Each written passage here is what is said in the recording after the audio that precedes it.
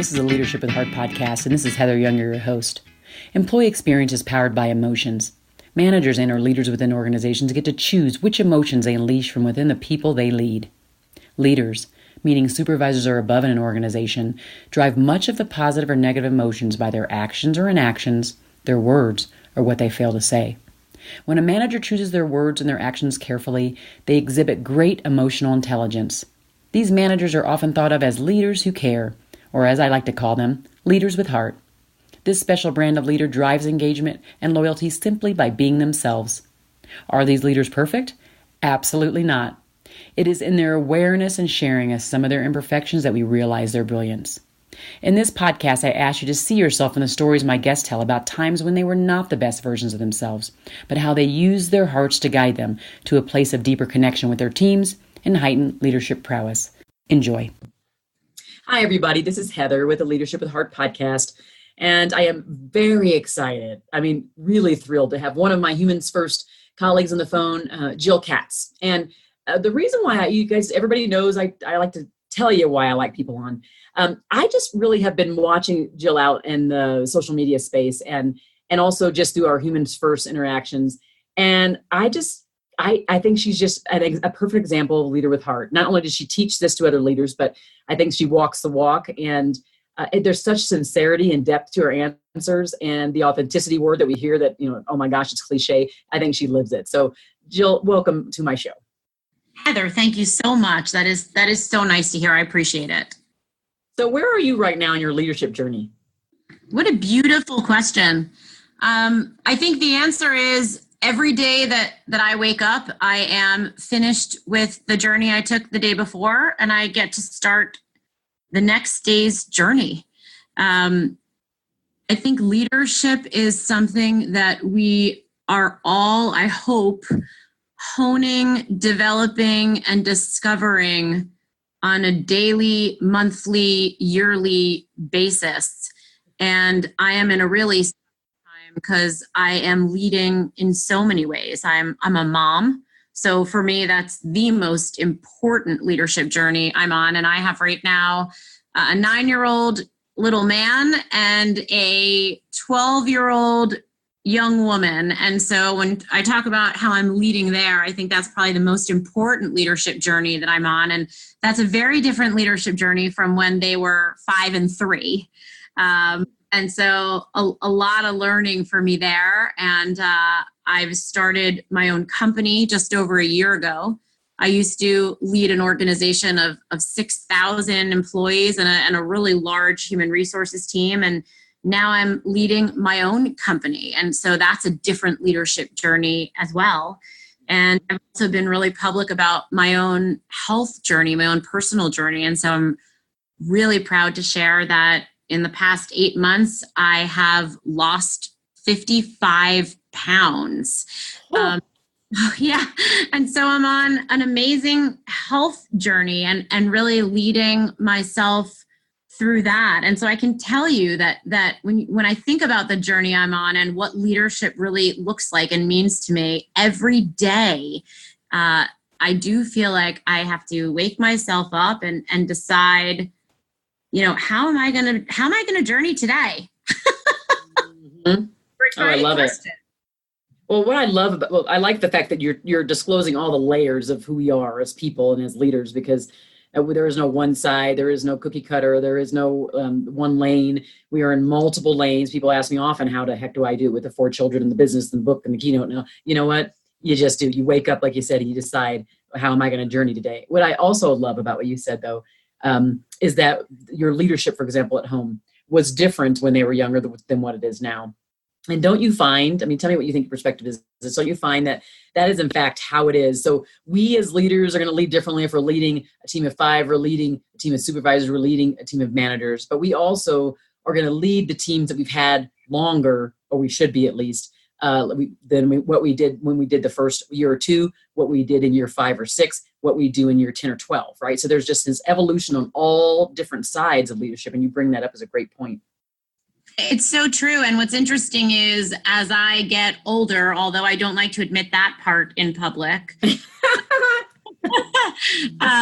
as I get older, I find that the word leadership is a closer and closer word to the word relationship. And so I think you bring up such a great point, Heather, that the further along a relationship is, whether it's with your children as a mother or with your body as you're on a health journey, or with the team that you're managing, as long as you've been managing them, or with a product that you're developing, or any of it, the relationship, as it grows, your leadership changes and develops. Ooh, I hope you guys are listening to that. That was a really good nugget. So the leadership is relationship, and boy, is that true. Someone asked me that the other day when I was in a talk, and someone said, what do you look for leaders on your team, is what this person asked me. And it boiled down to, it's someone who puts people first and understands that that relationship always precedes everything else. So I 100% agree with you that if we just can't we can go nowhere. We can achieve very little without that relationship as our focus. And I love the fact that, how you couch it in the fact that it's a continuous journey, and then that changes and that evolves too. That's it's one of those things you could ponder for quite a while with a nice cup of Joe, right? It really is. It really is. So how would the people that you have led and that you currently lead, how would those people describe you as a leader? How would they describe you? I'm glad you asked. This one I can answer pretty easily, because I've had good fortune of being 360 probably more times than most people would be able to stomach. And it's always a gift. So, there are themes that you see over and over in your life. I'm very, very honored. I think, I have had the great honor of having a lot of people work for me and work on teams with me from one company to another. And I think, one of the biggest compliments a leader can get is someone wants to work for you again. Oh, yes. Right? I think to myself, if there's a leader I would follow, that's a good sign. If someone doesn't want to work with you a second time, there's a message there. So people that have come to know me and work closely with me will tell me, a couple of things consistently, which is, number one, I am a really powerful communicator. And that has its pros and its cons, which is, people know what I need, they know how I feel, and they know where they stand. And I pull no punches, and I am always really clear. I believe so strongly in feedback. And as you probably know, Heather, and for those people that share content with me, feedback is something that I talk a lot about and feel passionately about. And I am not someone who doesn't practice what I preach. And so people who work on a team with me come to learn really quickly that feedback happens from the moment I wake up in the morning until the minute I fall asleep at night, including the poor man that's married to me. And he'll also be very open to sharing that as well. And so, that's great for people that like feedback. I've never had a person working on a team with me say, I don't get enough feedback. And the feedback is always authentic, and it's timely, and it's direct. And sometimes that's hard. And so I've learned that that's not for everybody. And I've also learned that people who want to develop and develop quickly do gain a lot of traction there. So that's one thing that you would hear. You'd hear a tremendous amount about personal care and passion and investment. And so I do believe in building very, very strong and close relationships with the people on my team. And for those who are interested in a mutual relationship, that is about me knowing all of the things that motivate members of my team, and them knowing the same about me, and having a mutual coaching relationship. And my team members helping me be a better executive and sharing back with me, hopefully as much and in the same ways. I get so much joy out of watching my team members excel. And that brings me to a story. One of my best clients right now is the Chief Human Resources Officer of an organization. And I hired her into her first HR job. And oh, wow. I just can't tell you how I still feel emotional sitting in an office or facilitating a meeting in her company, and she walks in and she's the CHRO, and I hired her as a college grad. Wow. That's crazy. It's just the coolest feeling for me. So you'd hear about my communication style and feedback. You'd hear about my passion and my personal investment. And the other thing that you'd hear is that I'm pretty damn funny. Oh, that's good. Oh, I love that. I think funny.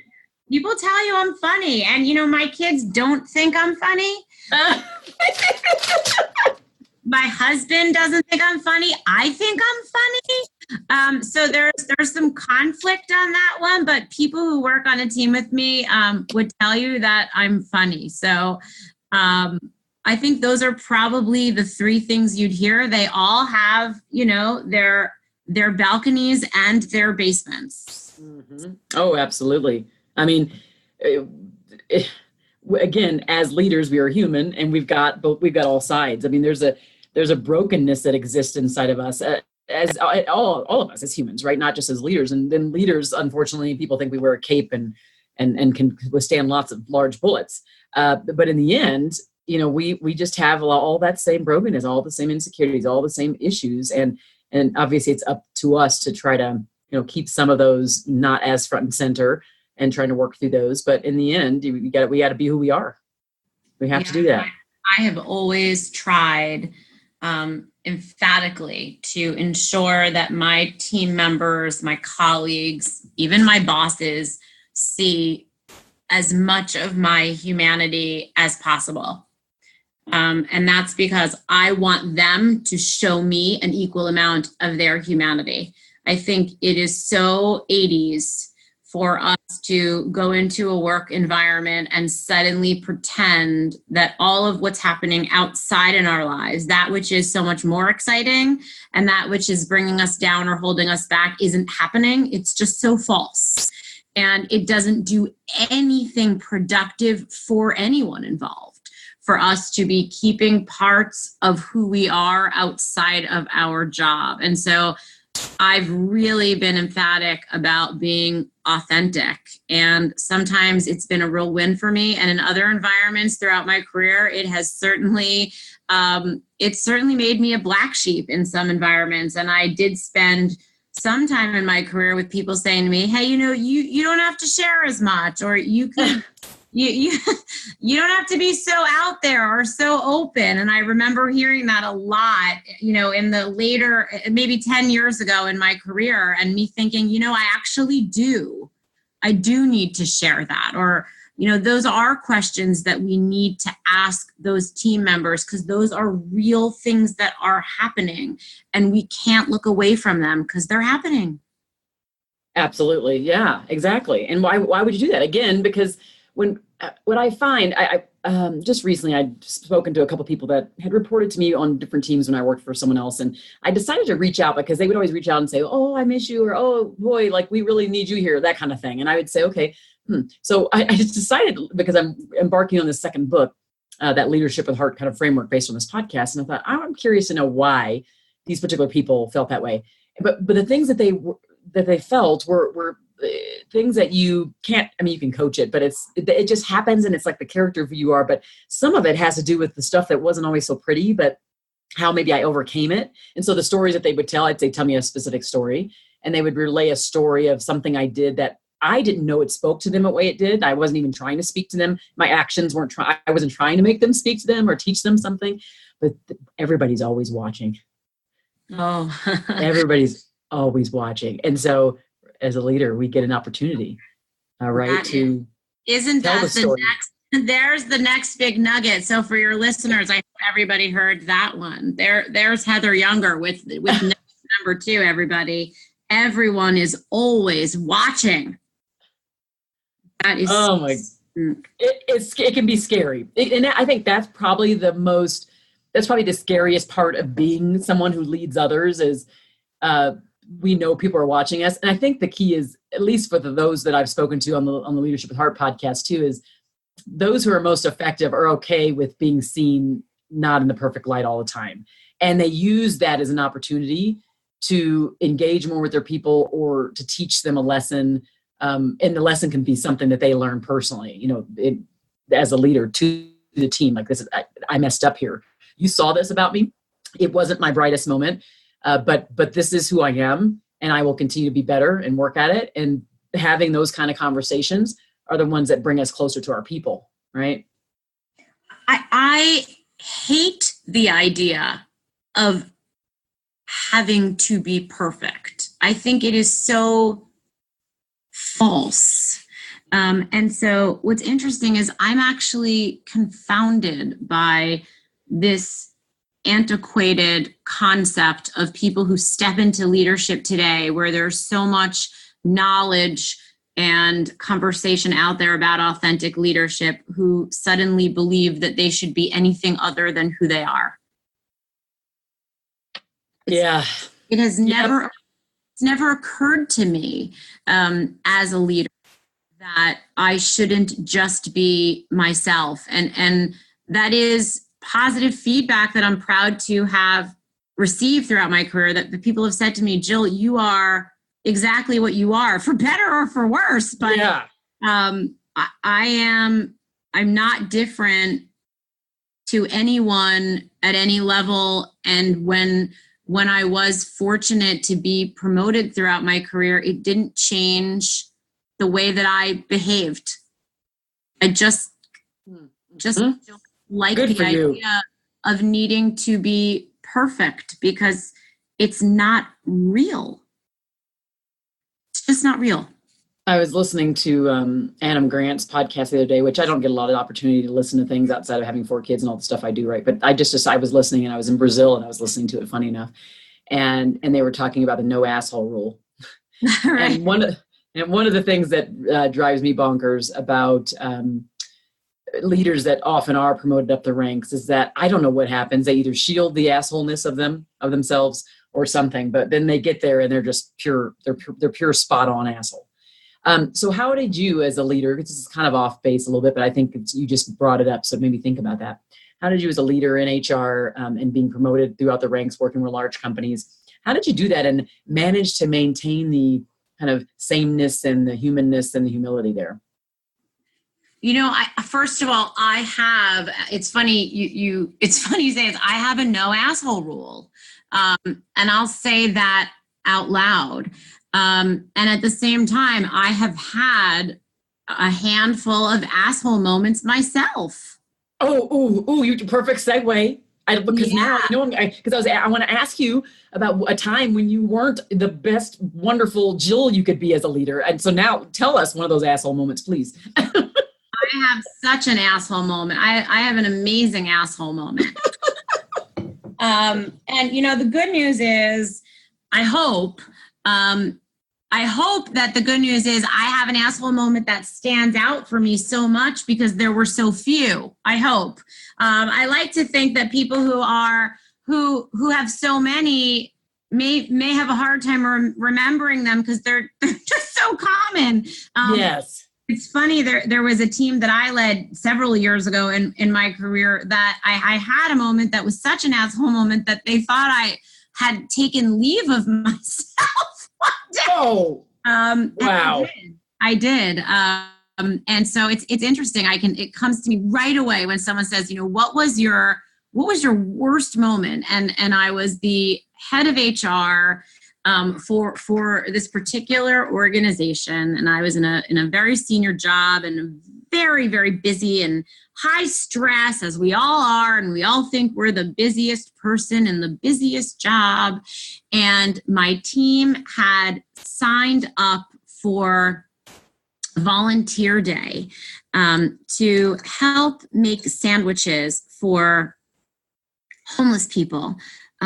For people in need during the holiday time who didn't have anything to eat.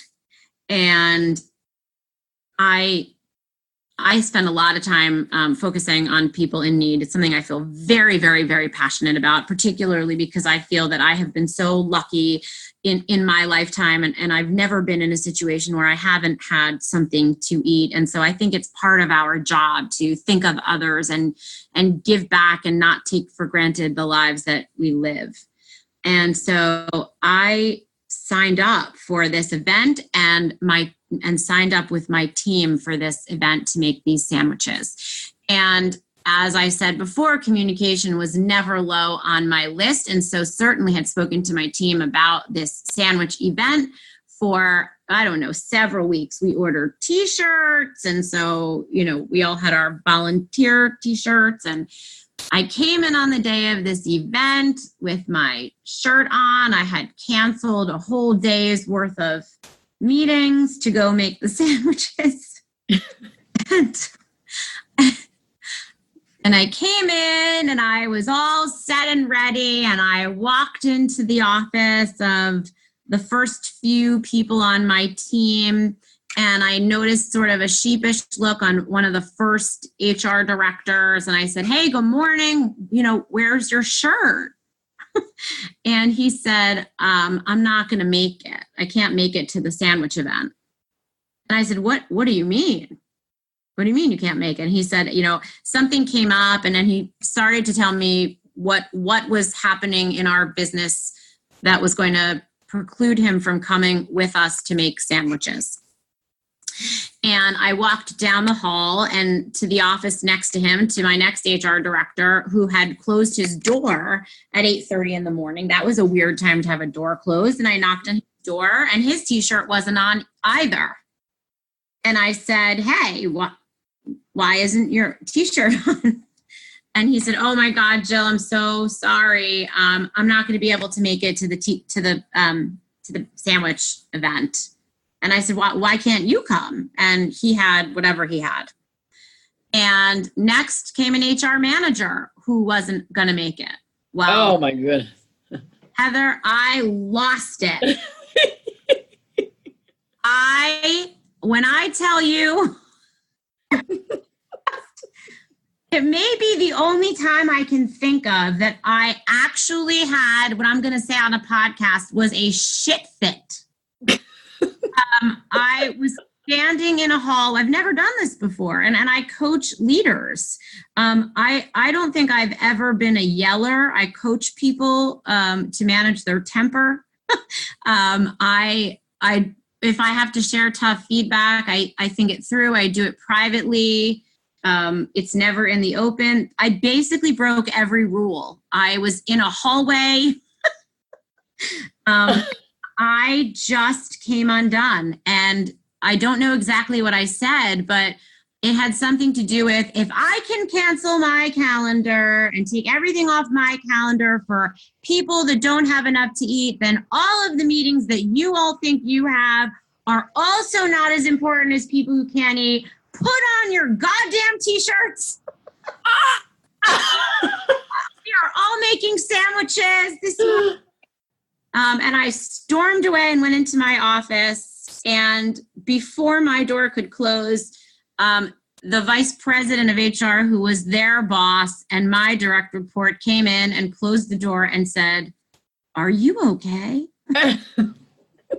And she said, "You just bawled out my team, Jill. You can't yell at my team like that." And I said, "Well, why is your team not coming today? What the heck happened that suddenly on the morning of this event, they're all bailing?" And she said, "Well, what the heck happened to you that you just lost your shit on everybody?" And so I can tell you, Heather, that is the one moment in my whole leadership that was my least proud moment. Wow, that's a wow moment. That you had to have their jaws like wide open on that moment. Well, I'll tell you what, to this day, we joke about it. If I see any of them, they'll say, "I'm making sandwiches today." I mean, we still do laugh about it a lot because it was quite a moment for me. Oh, I'm sure. Now, so tell me what you after you received that feedback, because you were talking about feedback, after you received that feedback and probably like the nonverbal feedback from them and their faces and like the horror, and then from the other person that was, that it was their team, his team or her team, what did you do to kind of come out of it or decide that was not going to be you going forward ever again? Well, I can tell you up to that moment, I don't know if I had ever done that before at work. And I can proudly tell you, I have never done that again. I did collect myself and I did walk back down the hall and apologize to the team for my complete embarrassing display, and explain to them why I was so upset and angry. Because regardless of why I was so mad, there was no excuse for me to behave like that. Nobody deserves to be spoken to that way. And it was really my problem that I had gotten to a point like that. It's just not acceptable to behave that way or speak to people that way, regardless of who you are or who they are. And so I just wasn't proud of it. And to tell you the honest truth, it hasn't been hard for me to never do it again because I've never done it before and I don't know what the heck is there. It's just not part of my makeup. It is part of my makeup to share feedback and expectations. But to be honest, it was more shocking to me that even happened. You were like, this is a learning experience for me. Yeah, it was. I think I was more surprised that happened and that I did that. And so what I think I needed to do was really more look inside and figure out, wow, what happened there, Jill, for you? What would have driven you to break all your own rules and behave in a way that goes against all of the things that you believe, in order to get an outcome? So not a proud moment. Yeah. And the thing is, we all have that. I mean, I can think of a few of them, and I left my people disgusted, and maybe not like yelling, but just doing just really insensitive things. Right. And I think that's the idea here. When I have the guests that come on and the listeners are listening on this, the idea is that I'm humanizing this idea of leadership, that there isn't this idea that we can withstand, the huge bullets and wear these capes. It really isn't about that. We may be a hero in many ways, but it isn't because of our hardness. Usually it's usually because of our softness, right? That thing that we bring to the table when we sit with our team member who's, going through maybe a death in the family, a divorce, someone who's just having a hard time mentally, whatever it might be. And we sit with them and we just sit with them and we're with them. And that's it. That's really the kind of stuff I like to highlight is, and then when we come out of this and in our total imperfection, I want people to listening in to gather up how they may come out of it if they're ever faced with these situations that we're all faced with here and there. So I appreciate you sharing that. Actually, number one, having the courage, just to do it, and knowing that it's okay. Like no one's going to judge you, and that this is where the learning comes from. So I appreciate that about you in that conversation. Thank you. Well, I still to this day regret that day and look back on that day with curiosity.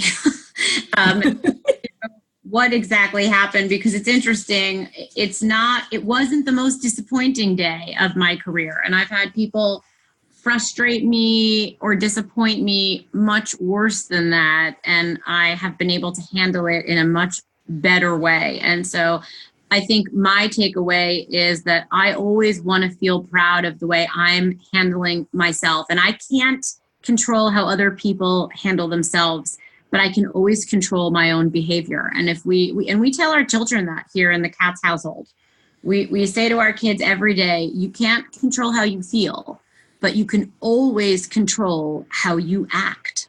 Yeah, that's great. It's so true. And this is part of that leadership thing. I was just saying, my daughter turned 16 today, and she has taught me more about, like, I have so many leadership lessons I learned from my children. Like there's things that happen, right? And I go, oh man, that's really powerful. And so, just thinking about the way I teach them, but as much as they teach me, they teach me a lot and make me get better. So, and that's exactly what my team members did for me as well. They quickly put you right in your place. They're like, well, I don't have an executive coach because I have a teenager myself. So believe me. Oh, that's great. Yeah, that is so true. They bring you down quickly, boy. You're like, oh, I guess I shouldn't be so full of myself. Okay, I'm over right. that. So one last question for you is, if we have a leader that's listening right now, and that leader could be struggling just in their leadership, being a leader, managing a team, reporting to people, whatever it might be. They could be at a crossroads. What might be a pearl of wisdom or two you might leave them with to get them through this week and make them think of things differently? Oh, wow. There's so many pearls of wisdom we have out there. I mean, I think I would lean on my personal mantra and what it is that I am out there trying to share with the world, which are my 3 C's. And that is candor, courage, and care. And that I think there are few leadership topics, challenges, struggles out in the world that cannot be solved by leaning in authentically to candor, courage, and care. And managers who truly come to understand the definition of each of those 3 words and demonstrate them to their very best ability on a daily basis will in fact build and retain the strongest, most productive, happy, engaged teams in the world. Those are pretty powerful. And I agree with you. Exercising those often is absolutely key. I think about, I have a story I think about on the candor side. One of my team members she was reported to a team lead of mine, but she was decided to get on the phone and start talking trash pretty much between she and another coworker about this team lead. And it happened to be a recorded call, it was a call center. And this team lead heard them talking and so pulled up the recording and then shared it with me. And they were talking a little bit of stuff about me, but mostly about this team lead. So I had to have this conversation in the office with this team member, well, first one and then the other, writing them both up, not for what they said about me, but how they treated and talked about their team lead on this recorded call. And this particular team leader went out of her way to do everything she could to bring the team together, to do things for them individually, to give them time off when they needed it, just all of it. And they just trampled on her. So I remember having this conversation with both of them. And it was pretty much one of them. I said, listen, I wasn't as surprised with one team member, but with you, I was surprised by, this just didn't seem like your character. It wasn't who you are, but it obviously was, because you went into that place, you went into the dark side and you did it. And so I'm disappointed in that. And I need you to know that this is about team and team unity. And I give very little space for actions and for behavior like this when we are disrespecting and really just trampling over. And it's more than insubordination, right? It's like an immoral act in a way. And so as a result, I am going to be writing you up. And here are the reasons why. And part of it was based on organizational values. And part of it was based on other things related to insubordination, but really it was based on values. But having to have that conversation, I wasn't yelling. In the end, she knew I was not happy, and we still continued our relationship after that. And we got her training for other different things after that. But we had to have that kind of conversation where I sat down with her, and the candor was so important to just be straight up and clear. And like you say, to be very clear about your intentions. So I appreciate that. That may be, in actuality, that and the caring may be one of the most important, because I think courage goes ahead and melds right into the candor. But caring, when you do that and you show them that you care while you're also having to help them course correct, those 2 things are so needed. And I notice that leaders ignore that so much. They don't want to have the candor. And they don't show that they care. And they don't even know what caring means. So you and I out in the world showing them, what does caring actually look like through stories and examples. And I think that's important to do. So I really appreciate the work you're doing out there too. I appreciate that. I mean, it's amazing that this has really become such an important piece of work for me, and the program that I'm doing around these 3 C's to bring these 3 words and their meaning to life. And as I'm having these conversations with groups of people and organizations and helping people really see the impact of all 3. And to your point, Heather, 2 of the 3 is never good enough. Yeah. It really has to be all 3. And it's surprising how many leaders have a third or 2/3. But there's a lot of work. It takes a lot of work and a lot of commitment to be 3/3 almost all the time. And those are the leaders that will be differentiators. And so I'm on this mission and I'm not going to quit. And it is empowering and amazing, amazing work. And I'm so lucky that I get to do it. I love doing it. And it is such an honor to get to chat with someone like you. Oh yeah, I love this whole like-mindedness. You start to just vibe with someone and you're like, oh, but learning, I get to learn from you too. So that's the other thing, is that I'm on here to learn just as much as everybody else is that's listening in here.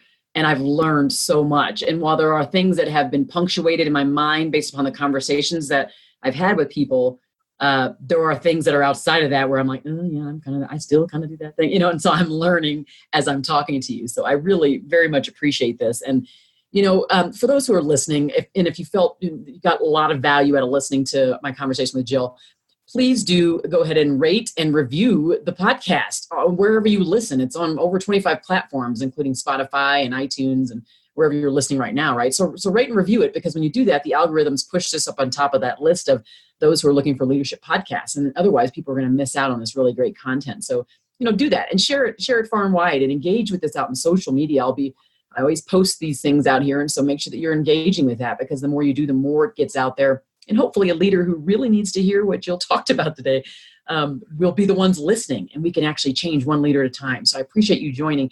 And thank you so much to Jill for joining as a wonderful guest on the Leadership with Heart podcast as well. Thank you for having me, Heather. I really appreciate you inviting me. Take care. Thank you for listening to the Leadership with Heart podcast. You can grab the show notes by visiting customerfanatics.com. And don't forget to subscribe to our newsletter.